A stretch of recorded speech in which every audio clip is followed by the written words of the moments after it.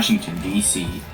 The train had 7 amphibious cars being led by ACS-64-601, which was only a year old at the time and one of the first ACS-64s Amtrak received.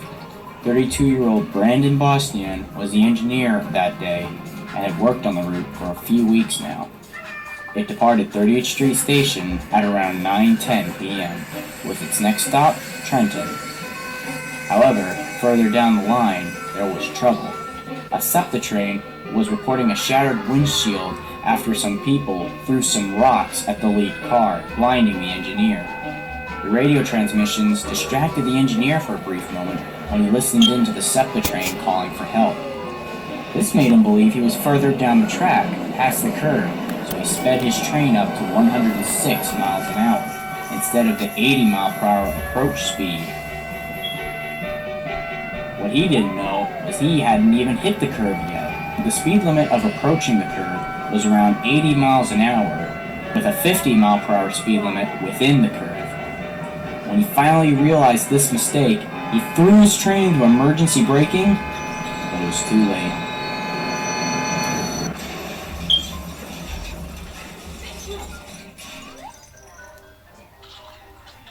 Car 7 on 24, 2095, Wheat Lane, being up priority 1 local people traffic got over foot of a train derailment.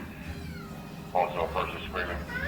Accident 24, 2095, Wheat Lane, priority 1 local people traffic got over a train derailment. It's reported for Louis Lane. Was the train derailment of all responsibility to 677 Butler Street. It is 7. Pipeline 3, Pipeline 4, Butler Street. Saturday 15. Engine 13 there, you don't want to respond. Like 20 arrival on 5 we shift in Frankfurt Avenue. The locomotive began to tip and left the curve at over 100 miles an hour. The amphibians tumbled behind, and some of them ripped apart from the excessive speed as they came off the tracks. Catenary wires were also damaged when the rear pantograph lost connection to the wire and was flung clean off the roof of the engine. Finally, after the roar of the crash subsided and a barrage of 911 calls, rescuers were on the way. When they arrived, some of the lightly and unhurt passengers When they arrived on the scene, some of the lightly injured and unhurt passengers helped haul away the more seriously injured passengers. Brandon Bostian suffered a concussion after his head slammed into the dashboard of the locomotive. Maybe airbags should be put into the cabs in the future. Philadelphia Mayor Michael Nutter said that the wreck was an absolute disastrous mess, and he was very stunned at how many people were able to walk away from such a violent impact. Pennsylvania Governor Tom Wolf said that anything that the state can do, we stand ready to do that, to help out those victims.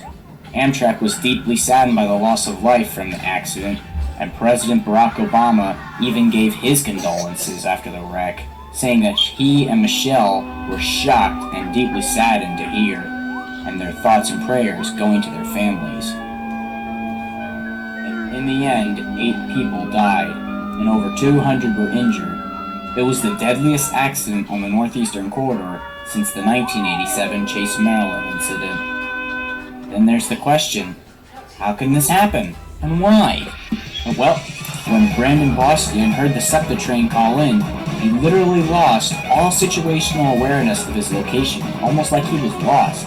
He thought he was past the curve at an area such as Croydon, where trains increase their speed to 105 miles an hour, as seen here. Brendan Bostian's lawyer and Bostian himself even stated that he knew very little about what happened before the crash leading up to the impact, thanks to that nasty concussion he sustained when his head hit the dashboard, which would have been like a head-on collision with a car in the passenger seat without working airbags. Unlike previously discussed crashes, Bostian wasn't on drugs, wasn't an alcoholic, or had any terroristic or suicidal intent. Heck, he wasn't even using his phone or staring at trespassers or the occasional foamer. He simply just forgot where he was. And some say 601 was possibly hit by rocks before the crash, but most likely those were loose ballast rock flying right into the engine's nose as it derailed and plowed off the tracks. Not to mention, this isn't the first time a train derailed by this spot. In 1943, the Pennsylvania Railroad Congressional Limited derailed nearby the very spot 188 crashed when a hotbox occurred on the 7th car of the train, derailing applied to the train's air brakes, and also applied a number of the manual handbrakes. The engineer also attempted a brake test, but incorrectly left the locomotive's air brakes on during the test. So this gave the false impression that the handbrakes alone could hold the train, when in reality, they couldn't. The engineer then contacted the rail traffic controller in Farnham, Quebec, to advise that the train was secure. Then, the engineer contacted the rail traffic controller in Bangor, Maine, to report that the lead engine was experiencing a lot of mechanical difficulties throughout the trip, and that excessive black smoke was billowing from its exhaust, likely from a faulty turbocharger. Typical GE. Expecting the smoke to settle, they agreed that they would deal with the situation the following morning for the next crew. Having finished his work, the engineer departed by taxi for a local hotel for the night. But shortly after, the Nantes Fire Department, as well as a police officer from the Steward du Quebec's Lac-Mégantic detachment, responded to a 911 call from a local citizen at 2350 who reported a fire on the lead locomotive. This was the one that was smoking. Before fighting the fire on the engine, its prime mover was immediately shut down. This was standard procedure with the fire department when dealing with any sort of fire. The fire department quickly extinguished the small oil fire on the locomotive and then notified MMA's rail traffic controller in Farnham to report that the train was now safe again. MMA didn't grant permission to the engineer to return to the scene, however, instead summoning a track maintenance foreman who was unfamiliar with the operation of air brakes. By 013, 2 MMA track maintenance employees had arrived from Lac-Mégantic to supervise on the train. The Nantes firefighters shortly thereafter left the scene as the MMA employees confirmed to the police officer and to Farnham rail traffic controller that the train was indeed safe. But now there was trouble. With all the locomotives shut down, the air compressor could no longer supply air to the air brake system, so air naturally began to leak from the brake system. The main air reservoirs were slowly being depleted and gradually reducing the effectiveness of the locomotive's air brakes. At 056, the air pressure had dropped so much that the handbrakes and air brakes could no longer hold the train, and it slowly began to roll downhill toward the town of Lac-Mégantic, just over 7 miles away. With no track circuit to detect the runaway train and alert the rail traffic controller, the train became an unmanned runaway.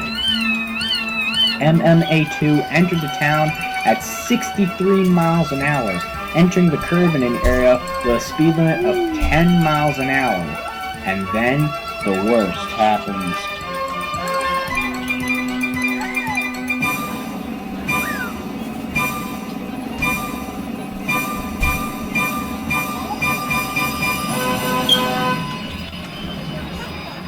"63 of the 72 tank cars, as well as the buffer car, derailed, with many of the tank cars rupturing badly from the impact.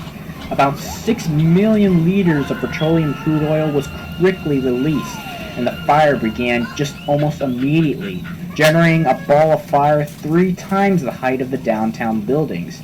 The fire was so bright you could even see it from space, as NASA's Sumoi NPP satellite took this image of the glow of the fire from space. Crazy. People jumped from the 3rd floor of buildings in the central business district to escape the humongous fire. As the blazing oil flowed over to the ground, it entered the town's storm sewage system and emerged as huge fires towering from over storm sewer drains, manholes, and even chimneys and basements of buildings in the area. Around 150 firefighters were deployed to the scene, describing as looking like a war zone.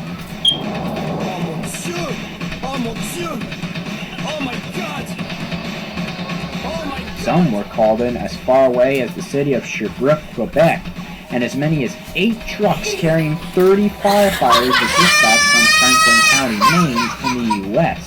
From Chesterville, Eustis, Farmington, New Vineyard, Phillips, Rangeley, and Strong counties. Down to 30 miles an hour and prepare to stop at the next signal, which would be a stop signal. However, the train does not slow down. It continues past the signal, still going 60 miles an hour. Going under Ebenezer Road overpass, their Pennsylvania Railroad-style cab signals displayed a restricting aspect, warning the crew to slow down to 15 miles an hour and be prepared to stop. But again, they didn't slow down. An alerter whistle should have sounded warning the crew about this, but someone had muted it with a piece of adhesive tape. Brakeman Cromwell was also supposed to call out the signals if Gates missed them, but he didn't. Finally, the engineer notices the final signal, 1 north, which showed a stop aspect, and Gates set the brakes to emergency stop.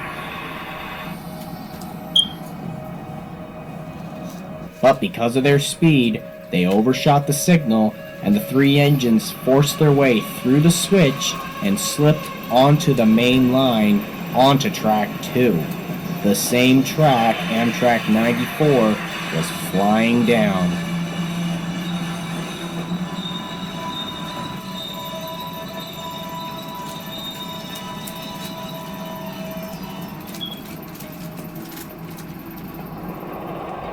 Jerome Evans rounded a blind corner, traveling at over 125 miles an hour, and spots the Conrail locomotive sitting in his path. He immediately hits the emergency brakes, but it was already too late.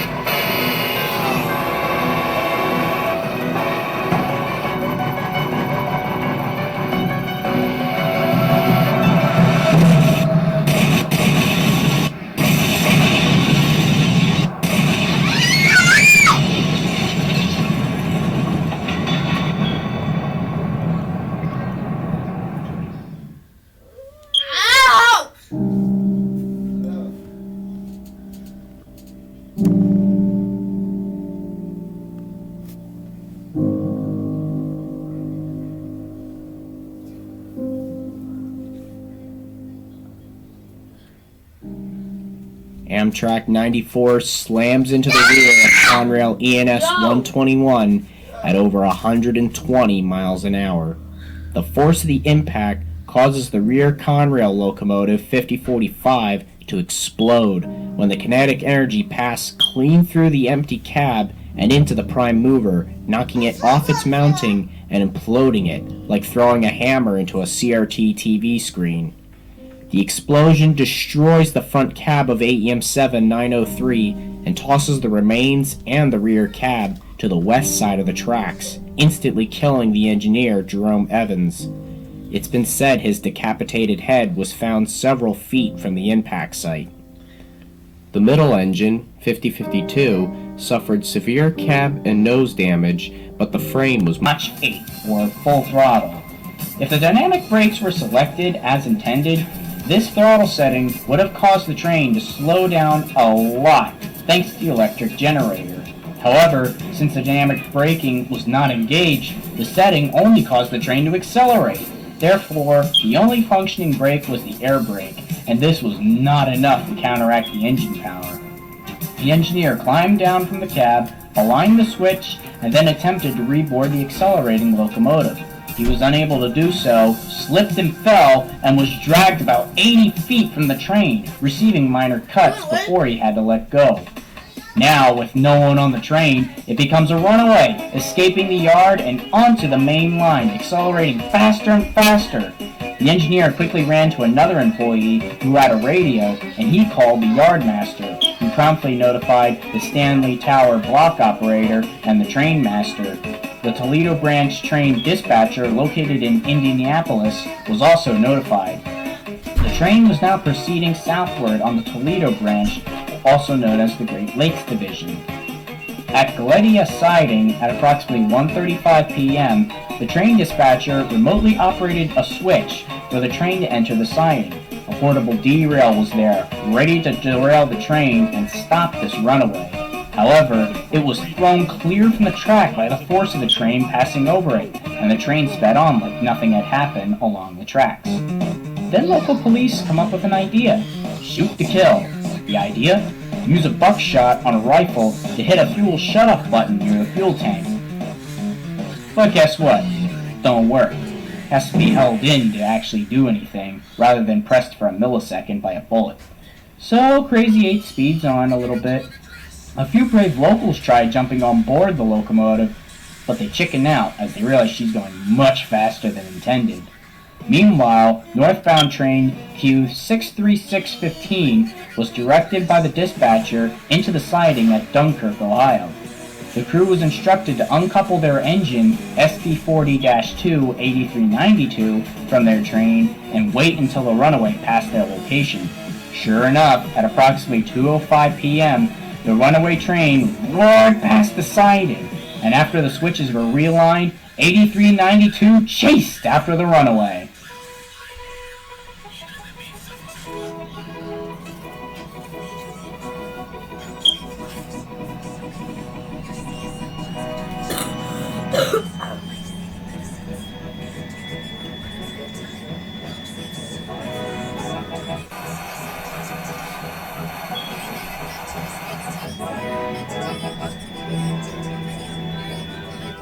Another engine, a GP38, was primed and ready ahead of the runaway to couple up to 8888 and push her back. The idea seemed dangerous, but was carried out nonetheless. Eventually, 8392 finally couples up onto the runaway at Kenton, going 51 miles an hour, and carefully applied the dynamic brakes, hoping the couplings won't rip apart from the force. The efforts pay off, and the train slows down to 11 miles an hour, and positioned at the Route 31 crossing was CSX trainmaster John Hofsfield.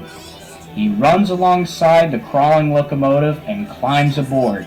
There, he immediately shuts down the engine, and finally, the Crazy Eights comes to a gentle halt. After nearly 2 hours and 66 miles of running, the whole thing was finally over, and the GP38 further ahead wasn't really needed anymore. 8888's brake shoes were completely burned off, and it was found that the air brake on the locomotive was in full service braking mode, and the dynamic brakes were working, but not set to braking mode. In the end, the unnamed engineer, who was first hired by the Pennsylvania Railroad in 1966, promoted to engineer by Penn Central in 1974, and a check ride with a supervisor in January 2001 with CSX, and a clean job record, was fired from CSX. 8888 had its brake shoes replaced and continued service for years. Sadly, several museums attempted to preserve the locomotive for its historical significance, but CSX stated themselves that the engine just wasn't worthy for preservation, and unfortunately in 2017 it was rebuilt into an SD40-3 renumbered as CSX 4389, which still operates to this day with that weird SpongeBob Square cab build.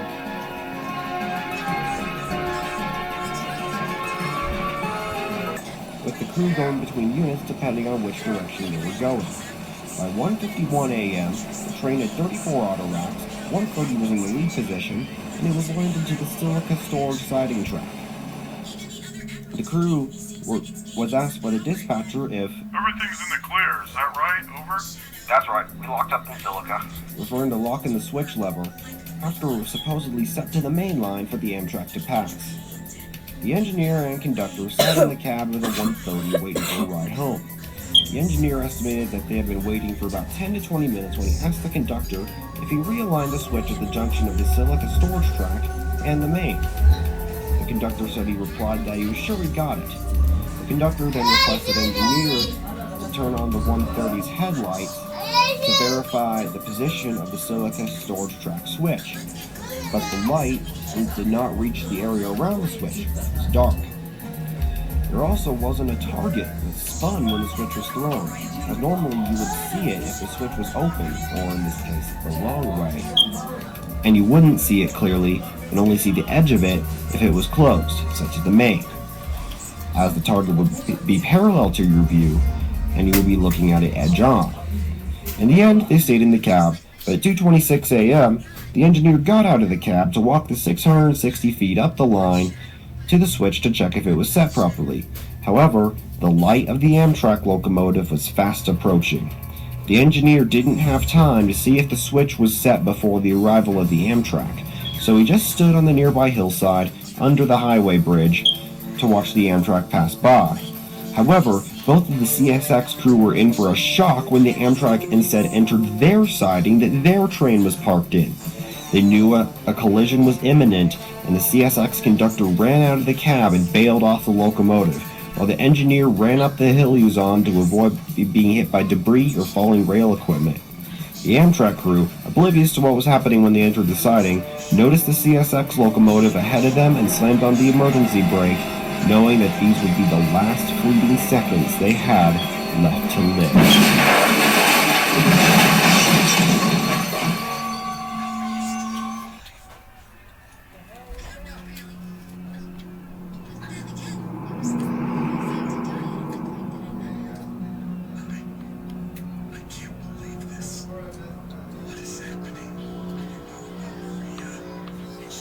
The Amtrak slammed into the CSX 27 seconds after 2:27 a.m., launching the P-42 into the air and over the top of 130 and onto its left side beside the Autorack train. 130's nose and cab were completely sheared off by the Amtrak locomotive, exposing its cab interior. 36 suffered damage from the debris of both 130 and 47 flying in all directions after the... All BNSF BS-44 C4s, with 6990 leading, 6833 trailing, and 6745 as distributed power. Suddenly, the 45th car of the grain train derails. The crew are unaware of this abnormality at first, but the locomotive's computer systems detect the drop in air pressure and automatically throw the train's emergency brakes on. As the train screeches to a halt, the crew are unaware that this derail-covered hopper took 14 other cars off the track with it. 14 out of the 15 cars that derailed stayed upright, but the first one that derailed, BNSF 486653, toppled over onto its left side, obstructing the line that the crude oil train was rolling down on. This is how it all unfolded. Shoot! I got shoot!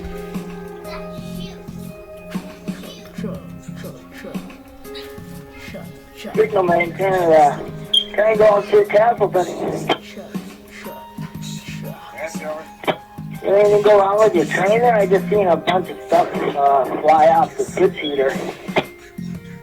Train in emergency, 4934, watch yourselves. Emergency. Thanks, guys, watch yourselves. You're all stopped at Cass Center here. 699 near state emergency there on main one, don't stop now, is that correct?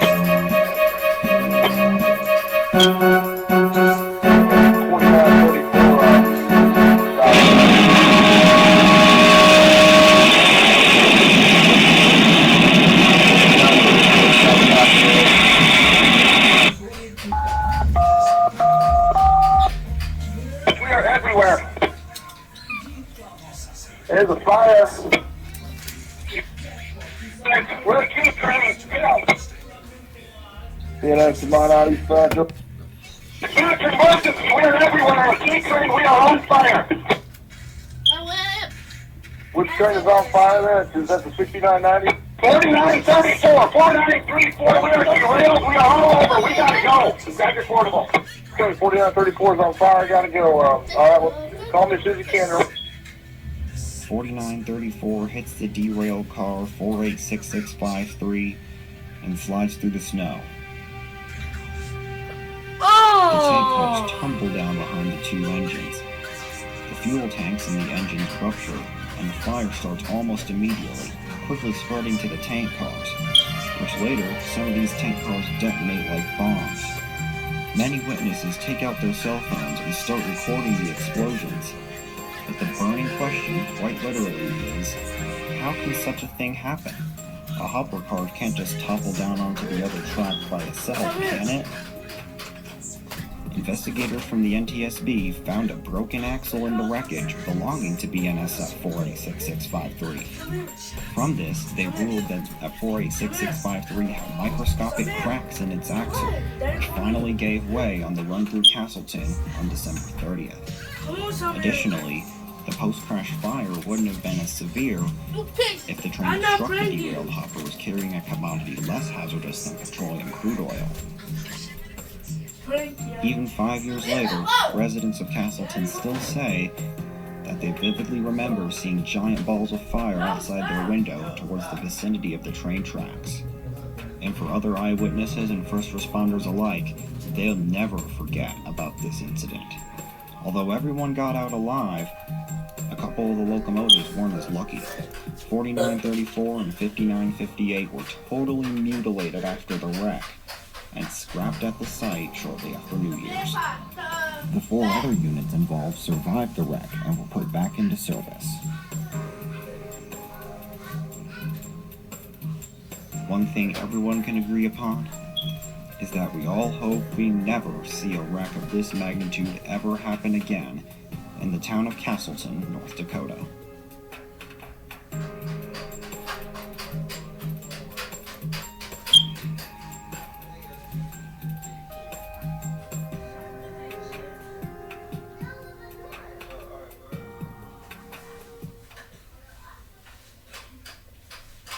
When the alarm goes off and supervisors rush out the door, each one is hoping an incident was not caused by his department.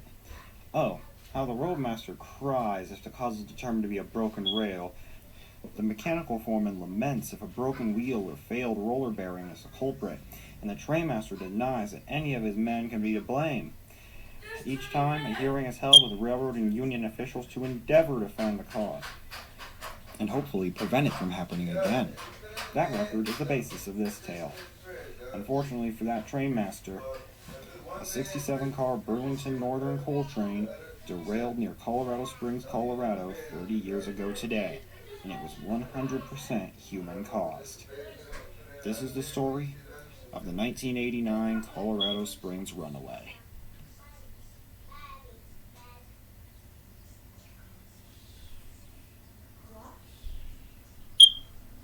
On February 5th, 1989, in Denver, Colorado, it was 12:30 a.m. and negative 24 degrees. A 3-man Santa